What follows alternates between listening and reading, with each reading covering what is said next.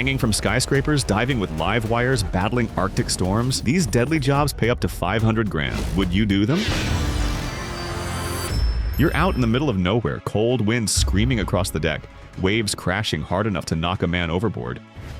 This isn't a scene from Deadliest Catch. It's just another shift for an Alaskan crab fisherman. The job is brutal, relentless, and, oddly enough, one of the best paid gigs on water.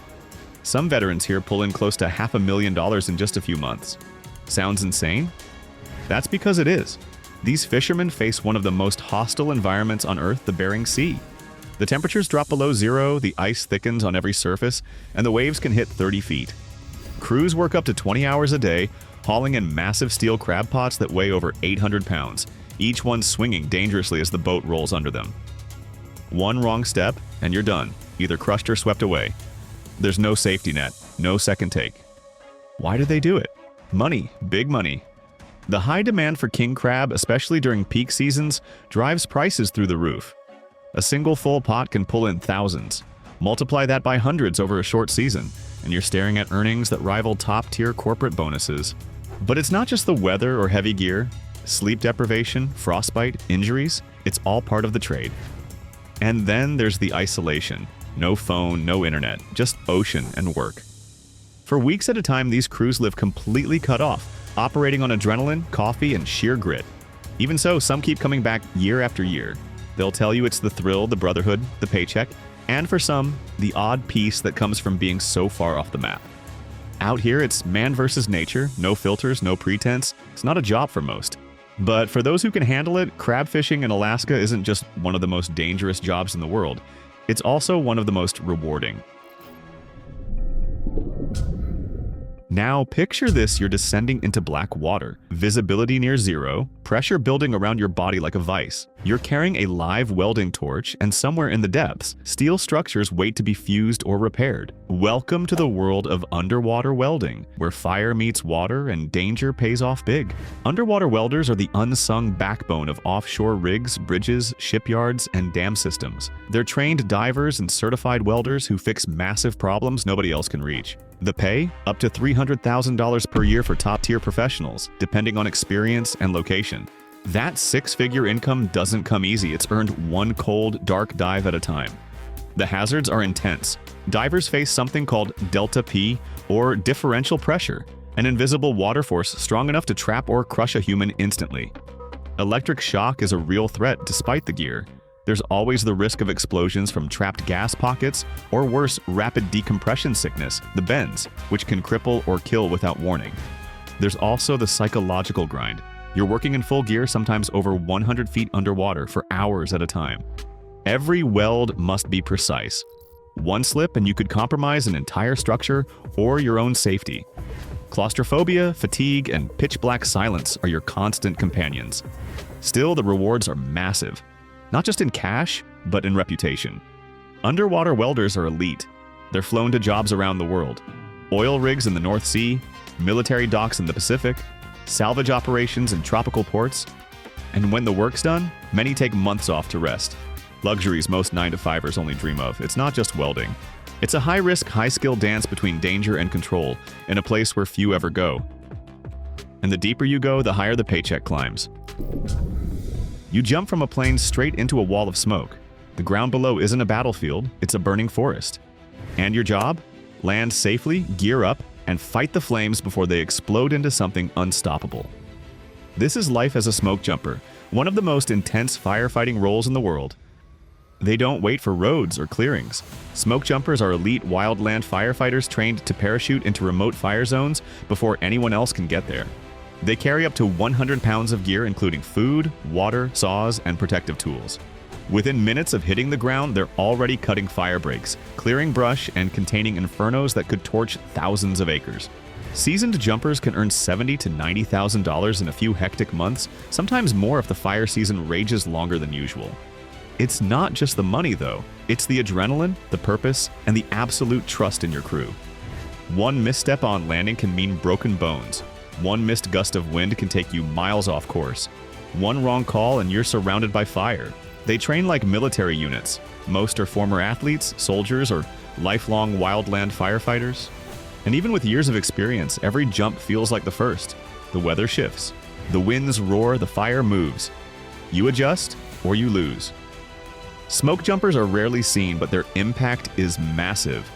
They've saved entire towns, halted million-acre burns, and risked it all with no cameras rolling.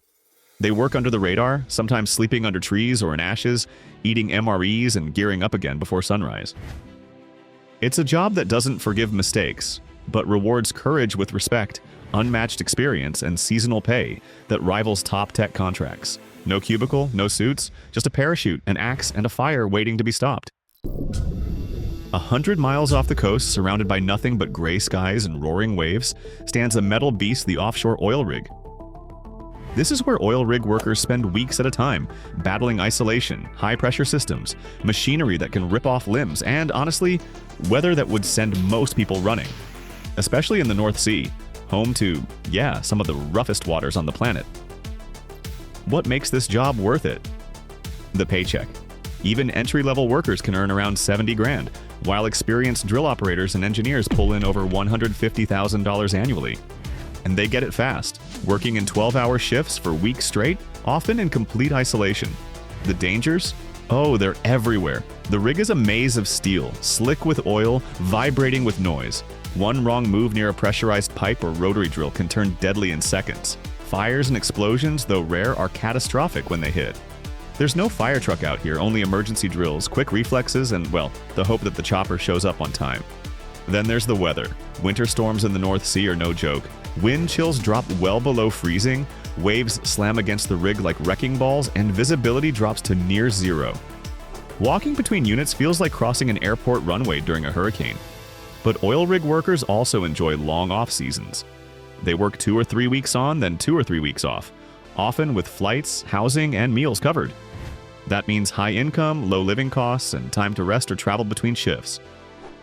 It's not for the faint-hearted, but for those who can handle the cold, the risk, and the grind. Oil rig life pays off in more than just dollars. It builds resilience and a bank account that reflects every drop of sweat earned offshore. Most people wouldn't dream of stepping into a cage with a full-grown lion. For big cat handlers, it's just another day on the job.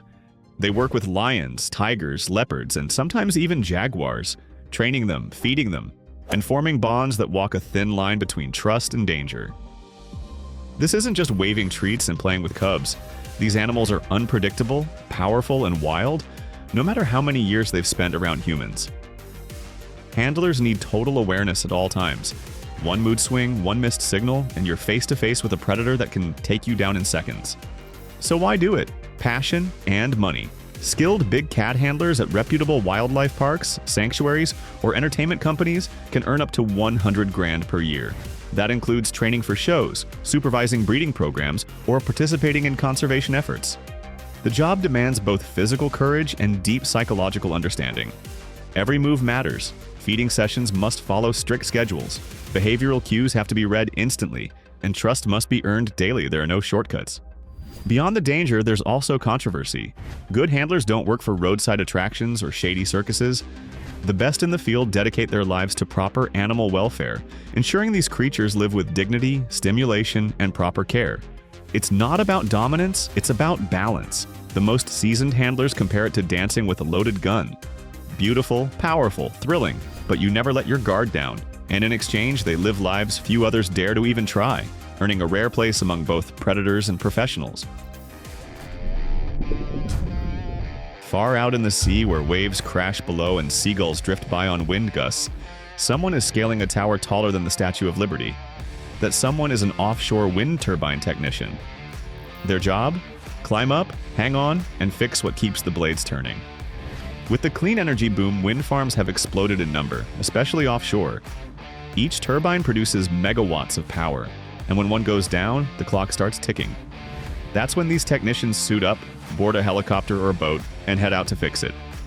Once they arrive, it's not just a matter of climbing 30 stories.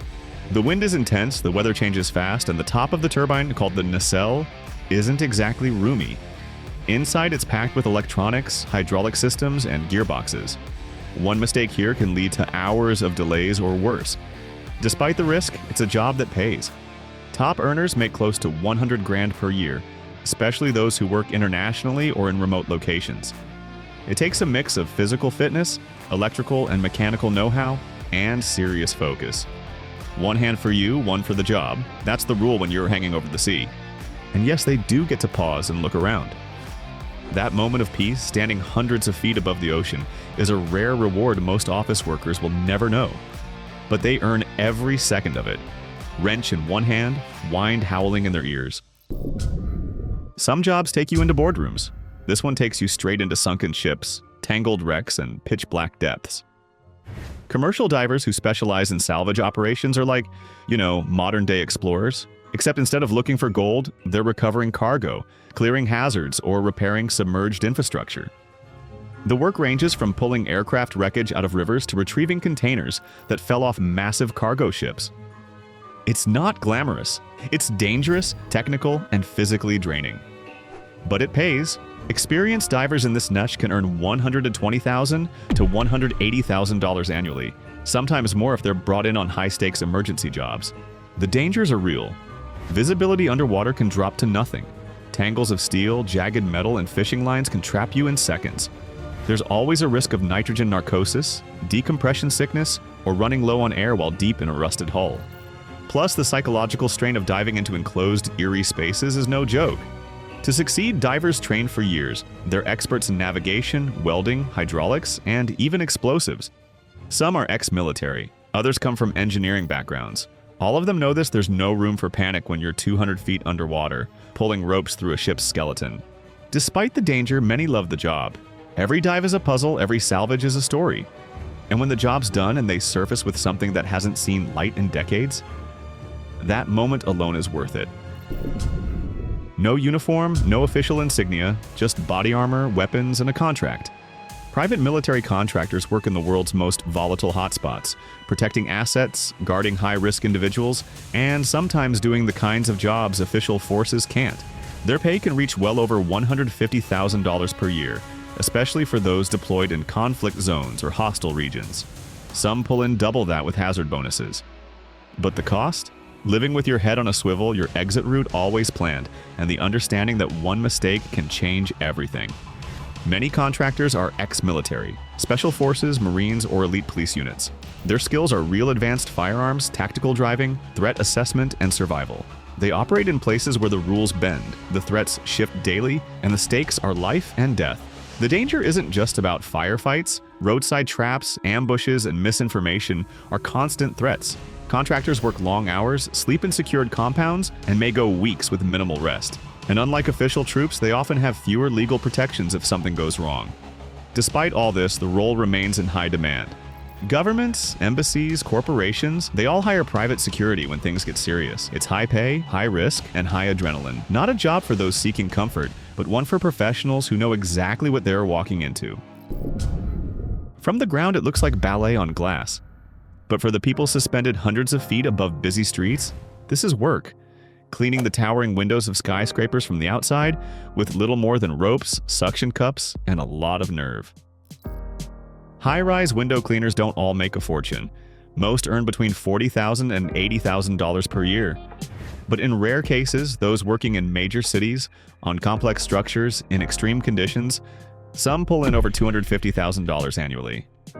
These are the elite few, trained in industrial rope access, who take on jobs most wouldn't dare touch. The danger? It's constant. Wind tunnels between buildings can throw off balance.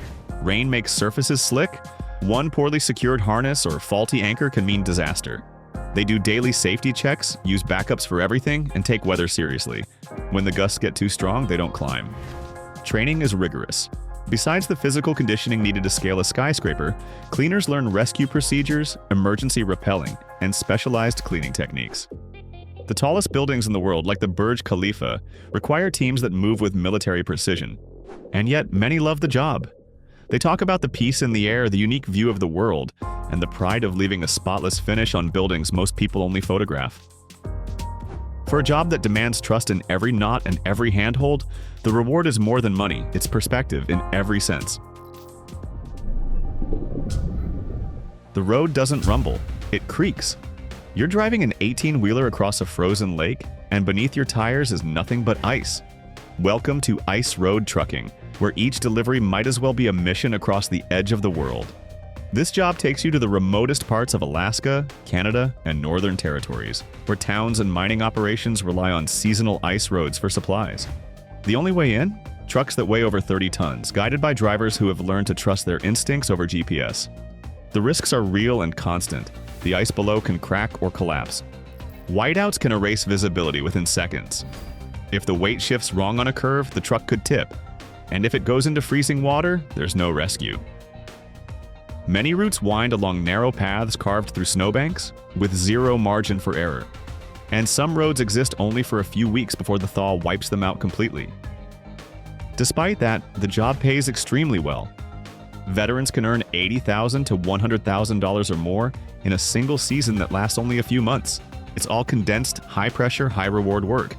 The hours are brutal, but the paycheck reflects every mile of ice conquered. Trucks are fitted with studded tires, weight monitors, and reinforced frames.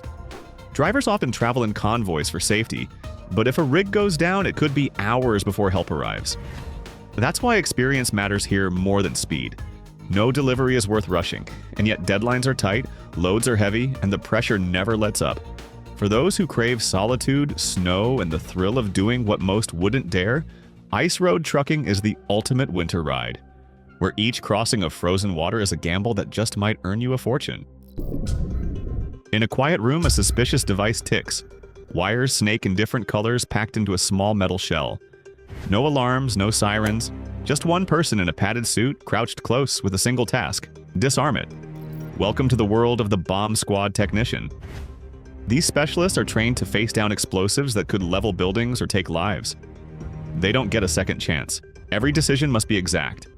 And while technology helps, robots, X-ray scanners, blast-resistant suits, it still often comes down to human hands making the final move. The pay is solid, with many technicians earning between $80,000 and $120,000 annually, depending on their location, agency, and experience. It's a career that demands precision, nerves of steel, and years of training. Many start as police officers or military EOD specialists before moving into full-time bomb disposal. The danger is never overplayed. These devices can be hidden in packages, cars, trash bins, even ordinary-looking electronics. Some are crudely built. Others are sophisticated with anti-handling triggers, timers, or remote activation mechanisms. Each call-out is unique, and each one has to be treated as if it's the real thing, because sometimes it is. Technicians work long hours, often on call. When a threat comes in, they gear up fast, assess the scene, and decide whether to send in a robot or go in themselves. In many cases, they can't even touch the device until they've X-rayed it and mapped out the insides like a puzzle. What drives someone to do this job? Most say it's focus, the challenge, the chance to save lives without a single shot fired. Others talk about the calm that comes with training, knowing what to do when others panic. It's not glamorous and it's not talked about much. But bomb techs are the quiet heroes who work in the shadows, diffusing chaos one wire at a time. When the action hero jumps off a rooftop, crashes through a window, or gets thrown from a speeding car, chances are it's not the actor you're seeing. It's a stunt performer. These behind-the-scenes daredevils take the hits, fall from heights, and make every chase look real, all while getting paid handsomely to risk it. Top stunt professionals working on major productions can earn up to $250,000 per year, especially if they're in demand and can handle specialized stunts like fire burns or motorcycle crashes. But the job isn't about glamour. It's about discipline, timing, and accepting that bruises are just part of the uniform. Injuries are common. Broken ribs, twisted knees, concussions, it all comes with the territory. Even with safety wires and pads, there's always a chance something goes wrong. But stunt work is highly choreographed. It's part art, part engineering. Every move is planned, every fall rehearsed, every crash controlled. They train like athletes: gymnastics, martial arts, driving, rigging.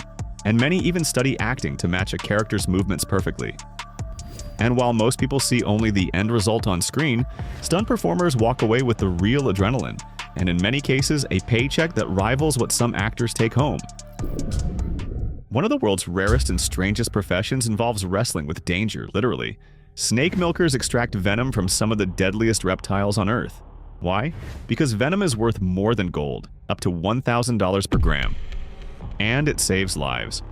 That venom is used to create anti-venoms, medical treatments, and even experimental drugs. Snake milkers carefully hold the serpent's head, gently press its fangs into a glass, and watch as the venom drips. It's a science and a performance all at once, and a single mistake can be fatal. Though salaries vary, experienced snake handlers working at major research labs, zoos, or venom farms can earn around $50,000 to $100,000 per year. Not bad for a job that involves daily encounters with cobras, mambas, and rattlers. It takes intense training, absolute calm, and strong reflexes. It's not just about extracting poison, it's about transforming danger into medicine. And for those with steady hands and steel nerves, it's a way to turn fear into one of the most unusual paychecks on Earth. These are the people who keep cities lit, internet stable, and lives running. Whether it's during a storm, heat wave, or blackout, they're first on the scene, restoring the current. This is a power line worker's domain, clinging to towers, helicopters, or poles while the world's energy buzzes just inches away. The job is dangerous. Workers handle lines live using tools and suits that can shield against up to 500,000 volts. One wrong move can end a career, or worse. That's why linemen undergo rigorous safety training, electrical courses, and physical conditioning. And for their risk, they get paid well. Experienced workers often earn over $100,000 annually, especially when working on live lines in extreme conditions. Some climb to dizzying heights. Others ride skids of helicopters and are lowered onto the lines midair.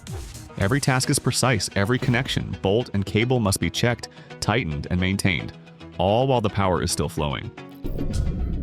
In the world's deepest mines, where sunlight never reaches and machines echo off stone walls, miners chase treasures hidden miles below the earth. In places like South Africa's Mponeng or Canada's Diavik mine, they descend into sweltering shafts in search of diamonds, tiny gems that can earn massive rewards. Deep cave miners operate heavy machinery in tunnels barely wide enough to turn around in. Temperatures soar to 120 degrees Fahrenheit. Oxygen can run thin, and the threat of collapse, gas leaks, or equipment failure is ever present. But the payout is worth it. Many earn $90,000 to $120,000 per year, with bonuses pushing that even higher. It's not just pickaxes anymore. Modern miners use remote drills, rock blasters, and conveyor systems, but someone still has to go down there. Inspect the walls, monitor the structure, and guide machines deeper into the rock. That's about it. Which of these risky jobs would you dare to try for the paycheck? Write in the comments. For more useful information, watch other videos.